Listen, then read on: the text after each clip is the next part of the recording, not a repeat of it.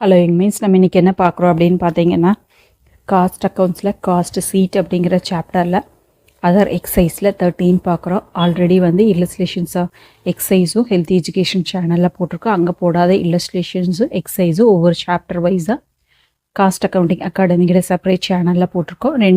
ரெண்டு சேனலையும் பார்த்தீங்கன்னா உங்களுக்கு ஒரு ஐடியா கிடச்சிரும். Health education, cost accounting academy. நம்ம ரெஃபர் பண்ணுற புக்கு வந்து காஸ்ட் அக்கௌண்டிங், ஆத்தர் வந்து Reddy and Haraprasad Reddy. 13th one பார்க்குறோம். From the following particulars, prepare a cost sheet showing the selling price per unit எவ்வளவுன்னு கேட்டிருக்காங்க. Raw material 9100, labor and other direct expenses 4000, factory expenses 80% of the labor and other direct expenses. Other labor and other direct expenses 4000 இருக்கு இல்லைங்களா, அதில் 80% வந்து factory expenses அப்படின்னு சொல்கிறாங்க. Office over head வந்து 10% of works cost. So இப்போ factory expenses போட்டு வர்றதா நம்மளுக்கு ஒர்க்ஸ் காஸ்ட் அப்படின்னு சொல்லுவோம். அந்த காஸ்ட்டில் 10% வந்து ஆஃபீஸ் ஓவர் ஹெட் அப்படின்னு சொல்கிறாங்க. Next selling and distribution expenses வந்து 2 per unit sold அப்படின்னு சொல்கிறாங்க.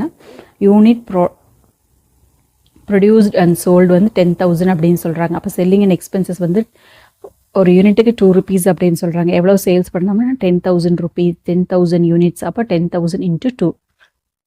பர்சன்டேஜ் ஆஃப் ப்ராஃபிட் வந்து 20% on selling price. On selling price அப்படிங்கிறப்போ அப்போ செல்லிங் ப்ரைஸ் வந்து 100 வச்சுக்கணும், ப்ராஃபிட் வந்து 20% அப்படிங்கிறத ஐடென்டிஃபை பண்ணணும். ஸோ இதை வச்சுட்டு காஸ்ட் பெர் செல்லிங் ப்ரைஸோட பெர் யூனிட்டோட ப்ரைஸ் என்னன்னு கேட்டிருக்காங்க. எப்படி போடுறதுன்னு பார்க்கலாம். ரொம்ப சிம்பிள் தான். அந்த கான்செப்ட் அண்டர்ஸ்டாண்ட் பண்ணிவிட்டா உங்களுக்கு போடுறது ஈஸியாக இருக்கும். இப்போ வந்து நம்ம other excise 13 cost sheet tender and quotation அப்படிங்கிற சாப்டரில் போடுறோம். இதோட ஹெட்டிங் பார்த்தீங்கன்னா statement of cost, particulars rupees மட்டும் போட்டுக்கிறோம். ஓகேவா? ஸோ ஃபஸ்ட்டு நம்ம என்ன கண்டுபிடிக்கணும் அப்படின்னு பார்த்தீங்கன்னா ப்ரைம் காஸ்ட் கண்டுபிடிக்கணும். ஸோ ப்ரைம் காஸ்ட் கண்டுபிடிக்கிறதுக்கு நம்மளுக்கு என்ன வேணும் அப்படின்னு பார்த்தீங்கன்னா direct material, direct wages, direct expenses, இந்த மூணும் சேர்ந்தது தான் நம்மளுக்கு என்னங்க ப்ரைம் காஸ்ட் அப்படின்னு சொல்கிறோம். ஸோ ப்ரைம் காஸ்ட்லேருந்து நம்ம என்ன பண்ணுறோங்க ஒர்க்ஸ் காஸ்ட் கண்டுபிடிப்போம். ஒர்க்ஸ் காஸ்ட்லேருந்து என்ன பண்ணுறோம், ஒர்க்ஸ் காஸ்ட்லேருந்து ப்ரைம் காஸ்ட்டோட எதை ஆட் பண்ணணும் அப்படின்னு பார்த்தீங்கன்னா ஃபேக்ட்ரி எக்ஸ்பென்சஸை ஆட் பண்ணணும். ஃபேக்ட்ரி எக்ஸ்பென்சஸை ஆட் பண்ணி வரதான் நம்மளுக்கு ஒர்க்ஸ் காஸ்ட். ஸோ ஒர்க்ஸ் காஸ்ட்டோட என்ன பண்ணணும் அப்படின்னு பார்த்தீங்கன்னா ஆஃபீஸ் அண்ட் அட்மினிஸ்ட்ரேட்டிவ் எக்ஸ்பென்சஸை ஆட் பண்ணணும். அதை ஆட் பண்ணி வரதான் நம்மளுக்கு என்ன சொல்லுவோம் அப்படின்னு பார்த்தீங்கன்னா காஸ்ட் ஆஃப் ப்ரொடக்ஷன் அப்படின்னு சொல்லுவோம். ஸோ காஸ்ட் ஆஃப் ப்ரொடக்ஷனோட செல்லிங் அண்ட் டிஸ்ட்ரிபியூஷன் எக்ஸ்பென்சஸை ஆட் பண்ணோம் அப்படின்னா அதை தான் நம்ம என்ன சொல்லுவோம் அப்படின்னு பார்த்தீங்கன்னா காஸ்ட் ஆஃப் சேல்ஸ் அப்படின்னு சொல்லுவோம். ஸோ காஸ்ட் ஆஃப் சேல்ஸோட ப்ராஃபிட்டை ஆட் பண்ணால் நம்மளுக்கு வர்றதா நம்மளுக்கு சேல்ஸு. ஓகேவா? ஸோ இந்த ஆர்டரில் தான் நம்ம போடுவோம். இதுதான் நம்ம காஸ்ட் சீட்டோட ஃபார்மெட். இது வந்து நம்மளுக்கு ஒவ்வொரு தடவையும் சொல்லிகிட்டே இருக்கும்போது உங்களுக்கு மெமரி ஆயிரும். இப்போ வந்து நம்ம ப்ரைம் காஸ்ட் கண்டுபிடிக்கிறதுக்கு direct material, direct wages, direct expenses இது இருக்கான்னு பார்க்கணும். எது இருக்கோ அதை எடுத்துக்கணும். ஓகேவா? ஸோ இப்போ என்ன இருக்குது அப்படின்னு பாருங்கள். ரா மெட்டீரியல் இருக்குது, லேபர் இருக்குது. ஓகேவா? ஸோ வேறு எந்த இன்ஃபர்மேஷனும் நம்மளுக்கு இல்லை. பாருங்கள், ரா மெட்டீரியல் இருக்குது, லேபர் இருக்குது, வேறு எந்த எக்ஸ்பென்சஸும் இல்லை. ஸோ அப்போ அந்த ரெண்டையும் எடுத்துக்கலாமா? ரா மெட்டீரியல்ஸ் எவ்வளவு இருக்குது அப்படின்னு பார்த்தீங்கன்னா 9100. ஓகேவா? So labour and other expenses எவ்வளவு இருக்குதுங்க 4000 இருக்குது. ஓகேவா? ஸோ இது 9100, இது வந்து 4000. ஓகே, எடுத்து எழுதிக்கலாம். Labour and other expenses 4000.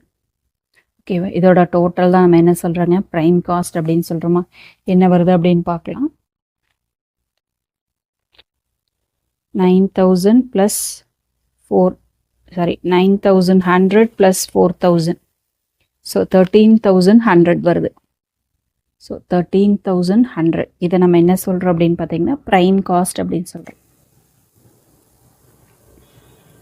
So இப்போ ப்ரைம் காஸ்ட் கண்டுபிடிச்சிட்டோம். ப்ரைம் காஸ்ட்டோட என்ன பண்ணோம் அப்படின்னு பார்த்தீங்கன்னா ப்ரைம் காஸ்ட்டுக்கு அப்புறம் ஃபேக்ட்ரி எக்ஸ்பென்சஸை ஆட் பண்ணோம்னா வரதான் நம்மளுக்கு என்னங்க ஆஃபீஸ் எக்ஸ்பென்சஸ்.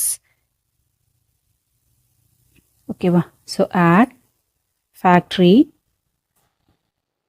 ஓவர் ஹெட் அப்படிங்கிறது எக்ஸ்பென்சஸ், இல்லைன்னா ஒர்க்ஸ் ஓவர் ஹெட் அப்படின்னு சொல்லுவோம். ஓகேவா? ஸோ அதுக்கு என்ன சொல்லியிருக்காங்க அப்படின்னு பாருங்கள். ஃபேக்ட்ரி எக்ஸ்பென்சஸ்க்கு வந்து 80% of the labour and other direct எக்ஸ்பென்சஸ்ன்னு சொல்லிட்டாங்க. ஸோ இது எவ்வளோ இருக்குதுங்க, 4000ல் 80% தான் ஃபேக்ட்ரி எக்ஸ்பென்சஸ் அப்படின்னு கொடுத்துட்டாங்களா. அப்போது ஃபேக்ட்ரி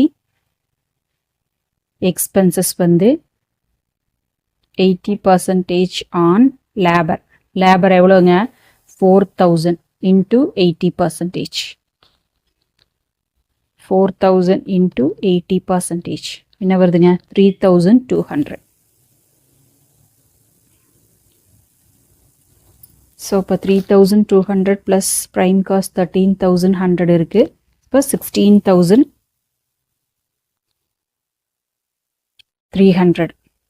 ஸோ இதை நம்ம என்ன சொல்லுவோம் அப்படின்னு பார்த்தீங்கன்னா ஒர்க்ஸ் காஸ்ட் அப்படின்னு சொல்லுவோம், ஆர் ஃபேக்ட்ரி காஸ்ட். ஓகேவா, இதோட ப்ளஸ் எதை ஆட் பண்ணுங்க, அதுக்கு அடுத்தது office and administrative overhead. Office and administrative ஓவர்ஹெட்டுக்கு என்ன கொடுத்துருக்காங்க அப்படின்னு பார்த்தீங்க அப்படின்னா 10% ஆஃப் ஒர்க்ஸ் காஸ்ட் அப்படின்னு சொல்கிறாங்க. அதாவது ஒர்க் காஸ்ட்டில் 10%ன்னு சொல்லிட்டாங்க. 10% ஆன் ஒர்க்ஸ் காஸ்ட். அப்போது ஒர்க்ஸ் காஸ்ட் எவ்வளவுங்க, 16300ல் 10%. 16300 இன்ட்டு 10%. 16300ல் 10%. இப்போது 1630. 1630. இது அவ்வளோதான், டோட்டல் பண்ணிக்கலாமா. 1630 ப்ளஸ் 16300 என்ன வருதுங்க, 17930. 17930 இது என்ன சொல்லுவோம் அப்படின்னு பார்த்தீங்கன்னா cost of production. Cost of production ஆகிற எக்ஸ்பென்சஸ் அப்படின்னு சொல்கிறோம். ஓகேவா, ப்ளஸ் இதோட என்ன பண்ணோம் அப்படின்னு பார்த்தீங்கன்னா selling and distribution expenses. Selling and distribution overhead. So அதுக்கு என்ன சொல்லியிருக்காங்க, செல்லிங் அண்ட் டிஸ்ட்ரிபியூஷன் ஓவர்ஹெட்க்கு selling and distribution expenses of ₹2 per unit sold அப்படின்னு சொல்லியிருக்காங்க. எவ்வளோ யூனிட் சேல்ஸ் பண்ணுறாங்க, 10,000 யூனிட்ஸ், அதுக்கு ₹2 அப்படின்னு சொல்லுங்க. அப்போது 10,000 இன்ட்டு ₹2. ஓகேவா, அப்போ என்ன வருங்க நம்மளுக்கு, 20,000 வருமா.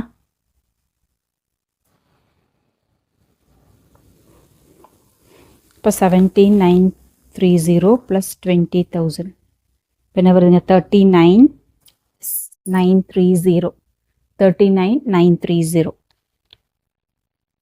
37930. இது என்ன சொல்லுங்க, காஸ்ட் ஆஃப் சேல்ஸ். ஓகேவா, இதோட என்ன பண்ணுங்க, இதோட அதை ஆட் பண்ணுன்னு சொல்லியிருக்கேன், ப்ராஃபிட்.